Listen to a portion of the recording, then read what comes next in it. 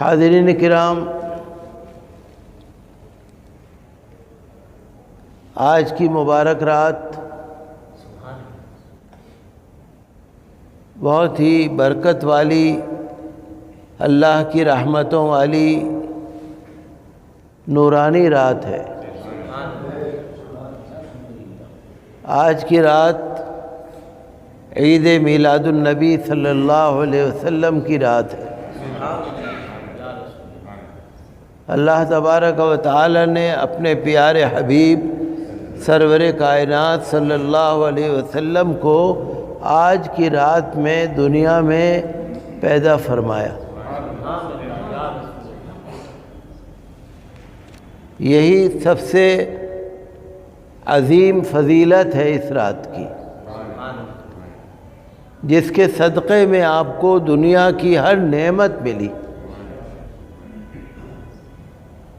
تو حضور صلی اللہ تعالیٰ علیہ وسلم جس رات میں تشریف لائے، آپ کی ولادت مبارکہ ہوئی،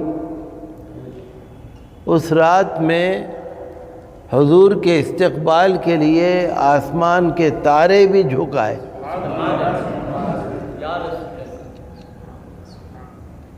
آسمانوں کے اوپر نور چھا گیا، ایک روشنی کوندی جو قیصر و کسریٰ کے محل اور قلعوں تک پہنچی، اور فرشتوں کا نزول ہوا، اللہ تعالیٰ کی رحمتوں کا نزول ہوا۔ اور یہ وہ رات ہے جس کے صدقے میں اللہ تعالیٰ نے ہم کو قرآن کریم عطا فرمایا۔ تو اس رات کی بہت ہی فضیلت ہے، جس کو الفاظ میں ہم بیان نہیں کر سکتے، چونکہ لولاک لما خلقت الافلاک، حدیث شریف میں ہے، حضور اللہ تعالیٰ نے فرمایا، اے پیارے حبیب، اگر آپ کو پیدا کرنا نہ ہوتا تو میں ساری کائنات اور آسمان و زمین کو ہی پیدا نہ کرتا۔ اسی لیے آپ کو کہا جاتا ہے آپ صاحب لولاک ہے۔ لولا کا اگر آپ نہ ہوتے، لولا کا معنی اگر آپ نہ ہوتے، اگر آپ کو پیدا کرنا مقصد نہ ہوتا، لما خلقت الافلاک، میں اس ساری کائنات ہی کو پیدا نہ کرتا۔ تو حضور صلی اللہ تعالیٰ علیہ وسلم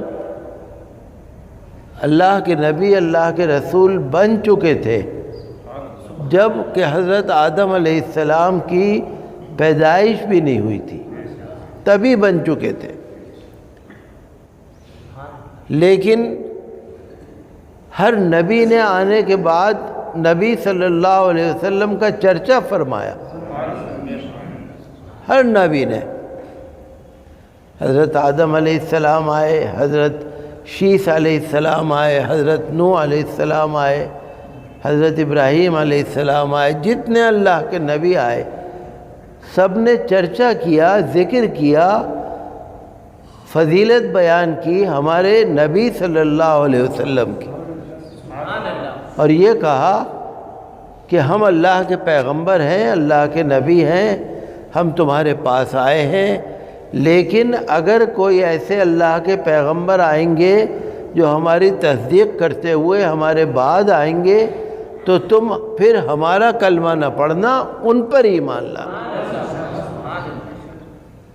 ہماری نبوت اور رسالت تو جبھی تک ہے جب تک کہ وہ اللہ کے محبوب پیغمبر نہیں آ رہے۔ جب اللہ کے محبوب پیغمبر آ جائیں گے، نبی آخر الزماں، امام الانبیاء اور سید المرسلین، خاتم النبیین، تو ہماری نبوت ختم ہو جائے گی، پھر ہم بھی ان کا کلمہ پڑھیں گے اور تم بھی ان کا کلمہ پڑھیں گے، جس کو میثاق النبیین کہا جاتا ہے، کہ اللہ نے تمام نبیوں سے عہد لیا تھا، تمام نبیوں سے عہد لیا تھا۔ وَإِذْ أَخَذَ اللَّهُ مِيثَاقَ النَّبِيِّينَ لَمَا آتَيْتُكُم من کتاب وحکمت ثم جاءکم رسول مصدق لما معکم لتؤمنن به ولتنصرنہ یہ تیسرے پارے کے آخر رکوع کی آیت. میثاق النبیین، میثاق کا مطلب معاہدہ، پکا وعدہ. میثاق کہتے ہیں پکا وعدہ. اللہ تعالی نے تمام نبیوں سے وعدہ لیا تھا، تمام نبیوں سے وعدہ لیا تھا کہ جب نبی آخر الزمان صلی اللہ علیہ وسلم آئیں گے تو تم میں سے جس کا بھی زمانہ ہوگا وہ پھر ان کا کلمہ پڑھے گا، ان پر ایمان لائے گا، ان کی مدد کرے گا، اور پھر تمہاری نبوت و رسالت اس وقت تک ختم ہو جائے گی. تو آپ کا بھی پڑھ کے دیکھیے. اور حضور صلی اللہ علیہ وسلم کا چرچا توریت میں بھی تھا، انجیل میں بھی تھا، زبور میں بھی تھا. اور حضور صلی اللہ علیہ وسلم کی نشانیاں یہودی پڑھا کرتے تھے، اور ان کو معلوم تھا کہ اب نبی آنے والے ہیں، اب نبی آنے والے ہیں. قرآن شریف میں ہے نا، یعرفونہم کما یعرفون ابناہم، یعرفونہ کما یعرفون ابناہم. یہ لوگ نبی کو ایسے پہچانتے ہیں جیسے اپنے بچوں کو. جیسے کوئی انسان اپنے بچے کو بھولے گا کبھی؟ یہاں ہزاروں بچے کھیل رہے ہوں، لیکن جس کا کوئی بچہ ہوگا تو وہ تو ان ہزاروں بچوں میں اپنا بچہ پہچان لے گا نا. الذین آتیناہم الکتاب یعرفونہ کما یعرفون ابناہم. قرآن شریف نے کہا یہ پہچانتے ہیں. یہ یہودی اور عیسائی اپنی کتابوں میں جو انہوں نے حضور صلی اللہ علیہ وسلم کی نشانیاں پڑھی ہیں وہ یہ جانتے ہیں، ان کو پتہ ہے کہ یہ اللہ کے پیغمبر ہیں. یہ تو بن رہے ہیں، یہ تو انکار کر رہے ہیں، یہ تو سب جانتے ہیں، ان کی بدمعاشی ہے، یہ نہیں مانتے. قرآن شریف نے کہا کہ اللہ نے جو نبی آخر الزمان صلی اللہ علیہ وسلم کی جو نشانیاں بنائی تھی، بتائی تھی توریت میں، انجیل میں، یہ سب پڑھے ہوئے ہیں، یہ جانتے ہیں. ان کو پتہ ہے کہ اب نبی آنے والے ہیں، اب نبی آ چکے ہیں، اب نبی کی یہ فضیلت ہے، یہ نبی کی پہچان ہے، جانتے ہیں یہ، لیکن جان بوجھ کے پھر یہ اندھے بن رہے ہیں. قرآن شریف نے فرمایا، قرآن شریف میں وَكَانُوا مِن قَبْلُ يَسْتَفْتِحُونَ عَلَى الَّذِينَ كَفَرُوا، کہ نبی آخر الزمان صلی اللہ علیہ وسلم کے وسیلے سے یہ تو دشمنوں کے مقابلے میں جنگ میں فتح حاصل کرتے تھے کہ اے پروردگار وہ جو آخر میں نبی آنے والے ہیں ان کے وسیلے سے ہم کو فتح دے دے. دشمنوں پہ فتح حاصل ہوتی تھی. وَكَانُوا مِن قَبْلُ يَسْتَفْتِحُونَ عَلَى الَّذِينَ كَفَرُوا فَلَمَّا جَاءَهُم مَّا عَرَفُوا كَفَرُوا بِهِ. پھر جب وہ آ گئے، جس کو پہچانتے تھے، جب وہ آ گئے انکار کرنے لگے. تو اللہ تعالیٰ نے کئی جگہ فرمایا. تو نبی صلی اللہ علیہ وسلم کا چرچا، آپ کی میلاد شریف، آپ کی ولادت پاک کا چرچا، آپ کی فضیلت خالی ہم نہیں کر رہے. حضرت آدم علیہ السلام سے لے کے حضرت عیسیٰ علیہ السلام تک 1,24,000 کم و بیش جتنے نبی اور رسول آئے ہیں، سب نے اپنے اپنے زمانے میں نبی آخر الزمان صلی اللہ علیہ وسلم کا چرچا فرمایا.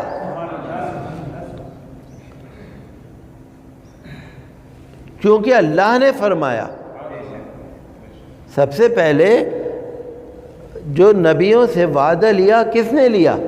اللہ نے. اللہ نے نبی آخر الزمان صلی اللہ علیہ وسلم کا چرچا فرمایا انبیاء کے درمیان، اور انبیاء علیہ السلام نے چرچا فرمایا اپنی اپنی امتوں کے درمیان. تو اللہ کے نبی کا چرچا، اللہ کے رسول کا ذکر مبارک، یہ تو جب سے یہ کائنات بنی ہے جب سے چل رہا ہے، کبھی چھوٹا نہیں ہے بیچ میں، تبھی سے چل رہا ہے. قرآن شریف کی شہادت ہے اس کے اوپر، سینکڑوں حدیثیں اس پر گواہ ہیں. اور اللہ تبارک و تعالی نے اپنے نبی کے نور کو سب سے پہلے پیدا فرمایا، اور نبی کے نور کو پیدا فرمایا جب یہ ساری کائنات نہیں بنی تھی. اور نور کو پیدا فرما کر اور ایک تارے کی شکل میں آسمان پر جہاں اپنے اللہ نے چاہا وہ تارا وہاں پر اپنی جگہ پر رہا۔ حضور صلی اللہ علیہ وسلم کی پیدائش تو ہو چکی تھی۔ اول ما خلق اللہ نوری و آدم بین الماء والطین، حدیث شریف میں ہے کہ ابھی تو آدم علیہ السلام مٹی اور گارے کے بیچ میں ابھی تو ان کا جسم بنایا جا رہا تھا کہ اللہ تعالی نے میرے نبی کو میرے نور کو پیدا فرمایا اور مجھے نبوت و رسالت سے سرفراز فرمایا۔ تو آپ آئے، تشریف لائے بعد میں، لیکن آپ کو اللہ نے نبی رسول بنا دیا پہلے۔ اب کوئی یہ کہے کہ جی بعد میں کیوں آئے، پہلے ہی آ جاتے، پہلے کیوں آ جاتے؟ جو وی وی آئی پی ہوتا ہے وہ سب سے بعد میں آتا ہے۔ جو سب سے بڑا مہمان ہوتا ہے نا وہ سب سے بعد میں آتا ہے۔ پہلے دری بچھانے والے، چاندنی بچھانے والے، لائٹ لگانے والے، لاؤڈ اسپیکر لگانے والے، جھاڑو لگانے والے، انتظامی لوگ، سب لوگ آ کے بیٹھتے ہیں، پھر چھوٹے لوگ آتے ہیں، پھر ان سے بڑے لوگ آتے ہیں، پھر ان سے بڑے لوگ آتے ہیں، اور جو سب سے بڑا مہمان ہوتا ہے وہ پھر سارے بعد میں آتا ہے، کیونکہ نبی کی فضیلت۔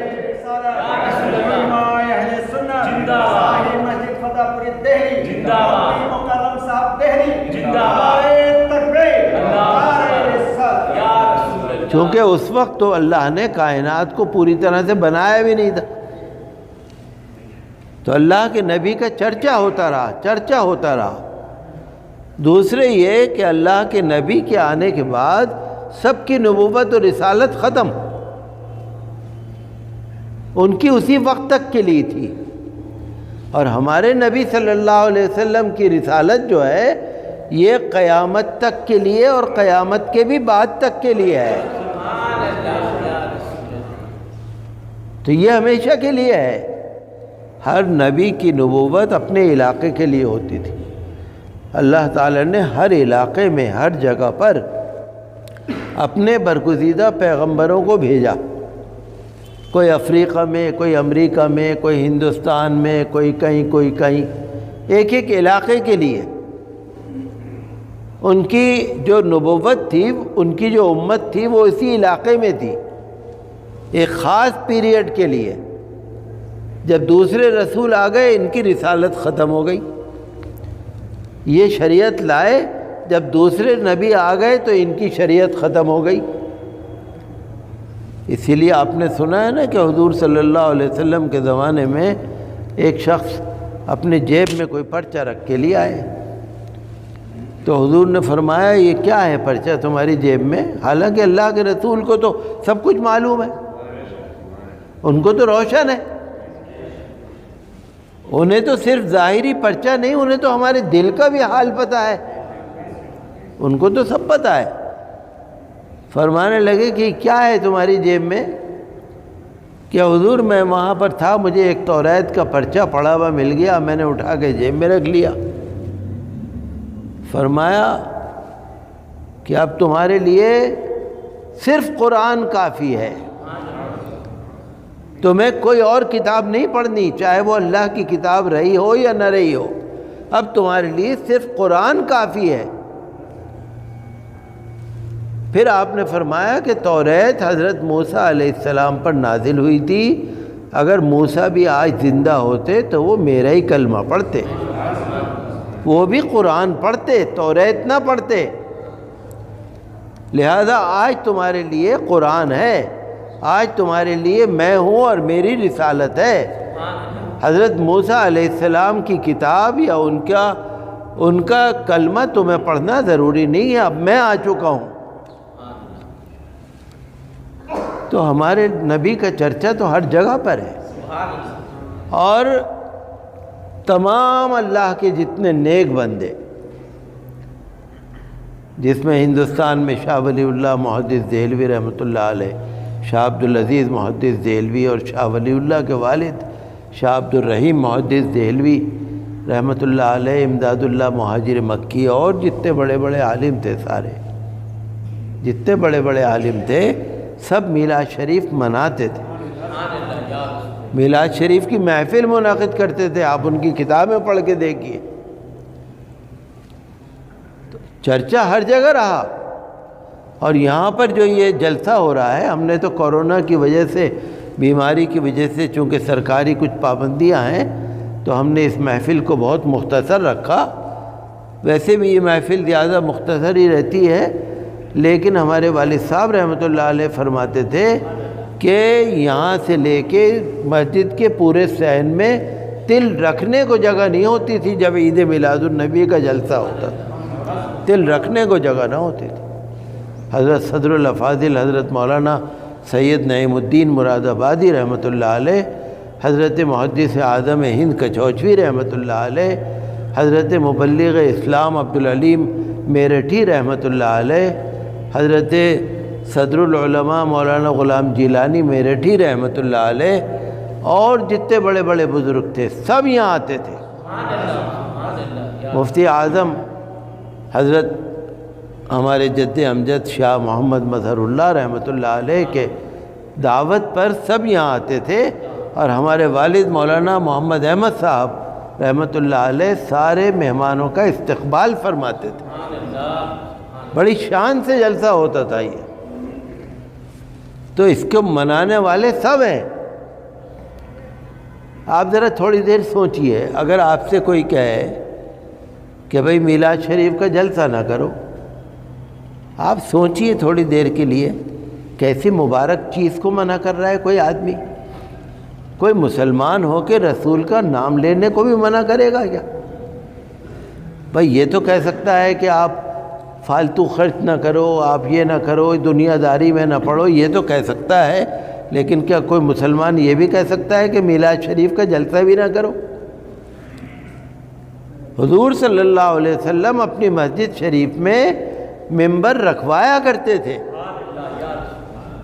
اور حضرت حسان ابن ثابت رضی اللہ عنہ حضور صلی اللہ علیہ وسلم کی تعریف میں جب اشعار پڑھا کرتے تھے تو حضور صلی اللہ علیہ وسلم اور صحابہ کرام ان کے لیے دعائیں کرتے تھے کہ اے اللہم ایدہ بروح القدس، اے اللہ جبرائیل سے ان کی مدد فرما۔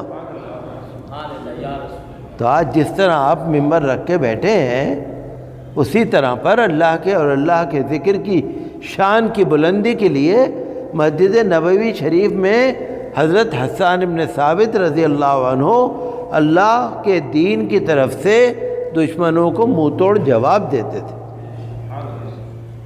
تو کہیں بھی صحابہ کرام نے تو کبھی اپنے دل سے رسول صلی اللہ علیہ وسلم کے ذکر کو جدا ہی نہیں کیا، جدا ہی نہیں کیا۔ وہ تو ہر وقت اللہ کے نبی کے عشق میں ڈوبے رہتے تھے۔ آپ نے سنا ہوگا حضرت ثوبان رضی اللہ عنہ جو بڑے صحابی ہیں، حضرت ثوبان رضی اللہ عنہ ایک دفعہ حضور صلی اللہ علیہ وسلم کی خدمت میں حاضر ہوئے اور آ کر خاموش ہو گئے۔ تو حضور نے پوچھا کہ بھئی ثوبان کیا بات ہے، کیوں خاموش ہو؟ کہ یا رسول اللہ جب تک آپ کو دیکھتے نہیں چین نہیں پڑتا، جب بھی دل گھبراتا ہے آپ کا دیدار کر لیتے ہیں سکون ہو جاتا ہے، ہمارے دل کو چین آ جاتا ہے۔ سرکار جب آپ جنت میں ہوں گے اور ہم پتہ نہیں کہاں پر ہوں گے، تو میں یہ سوچ کے میرا دل گھبراتا ہے کہ سرکار آپ کو ہم دنیا میں تو دیکھ لیتے ہیں، دیدار کر لیتے ہیں، جب آپ جنت میں ہوں گے تو پھر ہم آپ کا دیدار کیسے کر پائیں گے؟ ہمیں تو چین ہی نہیں ملتا آپ کے بغیر دیدار کیے ہوئے۔ یہ ہے ان کی محبت کہ دنیا کی ساری نعمتیں ایک طرف اور اللہ کے رسول کا دیدار ایک طرف۔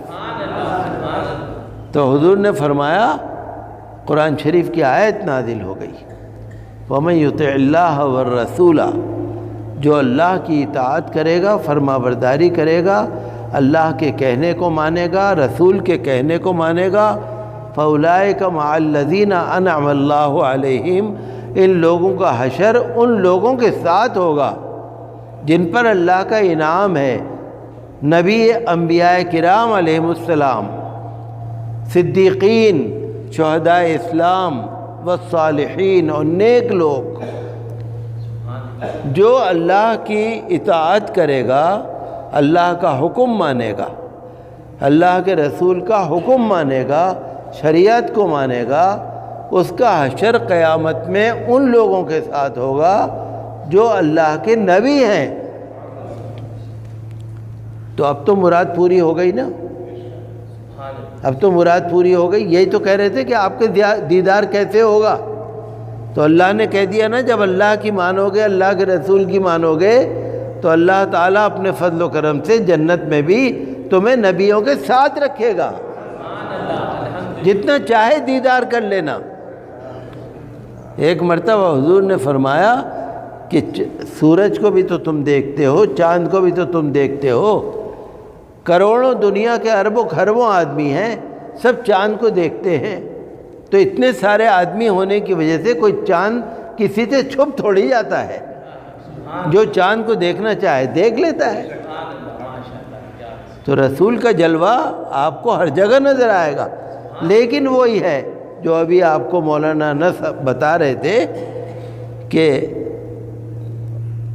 میں یہ چاہتا ہوں، ایک صحابی نے حضور سے کہا یا رسول اللہ، میں یہ چاہتا ہوں کہ میں اللہ اور اس کے رسول کا محبوب بن جاؤں، میں یہ چاہتا ہوں کہ اللہ بھی مجھ سے محبت کرے، اللہ کے رسول بھی مجھ سے محبت کرے، تو حضور میں کون سا عمل کروں، میں کون سا ایسا عمل کروں؟ تو حضور نے فرمایا تو بہت آسان کام ہے بھائی، جو اللہ کہے وہ کرو، جو اللہ کے رسول کہے وہ کرو، تم اللہ کے محبوب بن جاؤ گے۔ جو اللہ کی بات مانے وہ اللہ کا محبوب، جو رسول کی بات مانے وہ رسول کا محبوب۔ جب اللہ رسول کے تم محبوب بن گئے تو تمہاری مراد پوری ہو گئی۔ تو حقیقت یہ ہے کہ یہ عید میلاد النبی کا جو یہاں پر جلسہ منعقد ہو رہا ہے، یہ بزرگوں کی یاد ہے، اور اس کی برکت ہے، اس کی فضیلت ہے۔ ہمیں کسی سے کوئی مطلب نہیں، ہمارا بس چلے تو ہم تو روز ہی عید میلاد کرنے لگے، چونکہ رمضان ملا تو اسی کے صدقے میں، شب قدر ملی تو اسی کے صدقے میں، جمعے کے دن ملے تو اسی کے صدقے میں، عید، بقرعید، ساری چیزیں جو ملی ہیں وہ آپ کو اسی رات کے صدقے میں تو ملی ہیں۔ اور اگر اللہ کے رسول کی محبت آپ کے دل میں نہیں ہے، یا ان کا عشق آپ کے دل میں اگر نہیں ہے، محبت نہیں ہے اگر، تو اللہ نے کہا پھر تو انتظار کرو۔ میں نے جو آپ کے سامنے آیت پڑھی، قل، اے نبی آپ فرما دیجئے، ان کان آباؤکم، اگر تمہارے باپ دادا، و ابناؤکم، تمہارے اولاد، و اخوانکم، تمہارے بھائی بھتیجے بھائی بند، و ازواجکم، تمہارے جوڑے میاں بیوی رشتہ دار، و عشیرتکم، تمہارے خاندان والے، و اموال اقترفتموہا، اور تمہارا مال و دولت جو تم نے کمایا ہے، و تجارت، اور تمہاری تجارت، بزنس جس کو تم بڑی محنت سے کرتے ہو، کماتے ہو،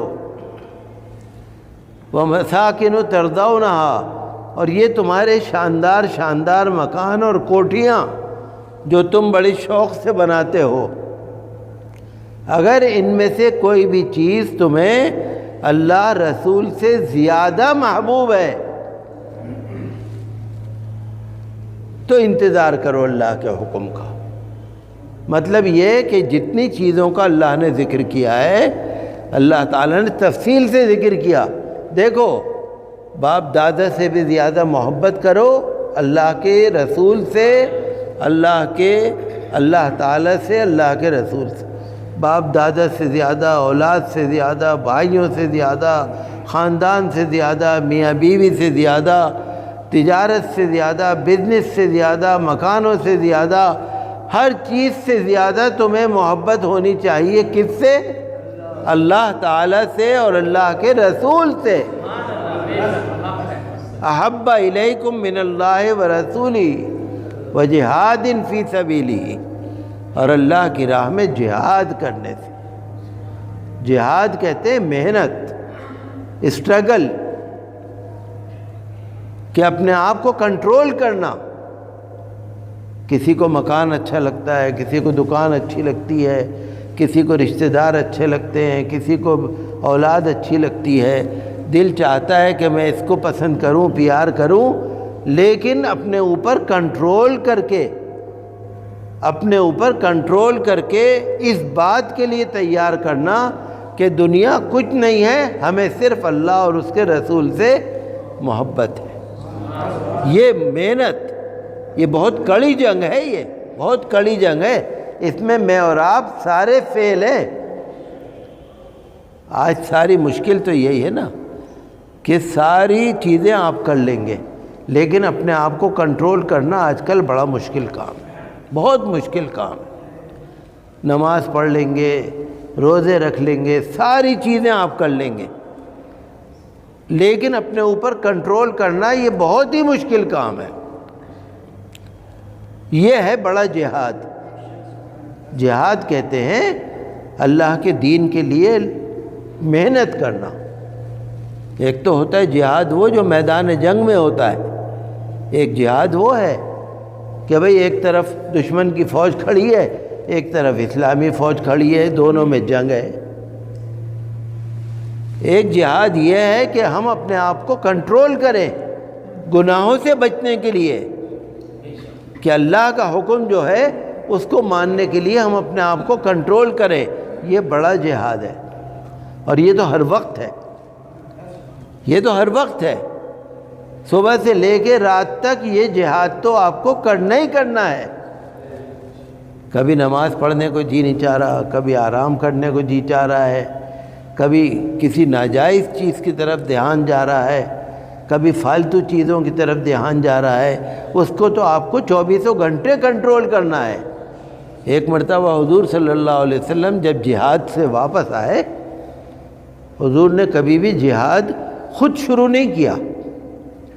جب کوئی چڑھائی کر کے آتا تھا تو اللہ کے رسول مقابلہ کرتے تھے، ڈیفینس کرتے تھے، کبھی بھی چڑھائی نہیں کری۔ جب حضور ایک دفعہ جہاد سے واپس تشریف لائے تو حضور نے فرمایا اب ہم چھوٹے جہاد سے تو واپس آ گئے، اب ہمارا بڑا جہاد شروع ہو گیا۔ بڑا جہاد کیا ہے کہ صبح سے لے کے رات تک اپنے آپ کو یہ کنٹرول کرنا کہ اللہ کے حکم، اللہ کے رسول کے حکم کے مطابق مجھے کام کرنا ہے، بس۔ کوئی بھی ایک کام بھی اللہ تعالیٰ اور اس کے رسول کے خلاف نہیں کرنا ہے۔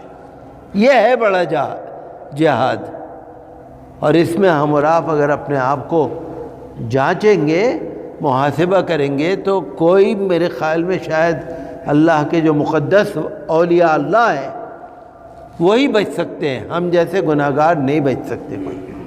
کہیں نہ کہیں یہ شیطان جو ہے یہ ہمیں پکڑ ہی لیتا ہے، شیطان کی طاقت کہیں نہ کہیں ہمارے اوپر غالب آ جاتی ہے۔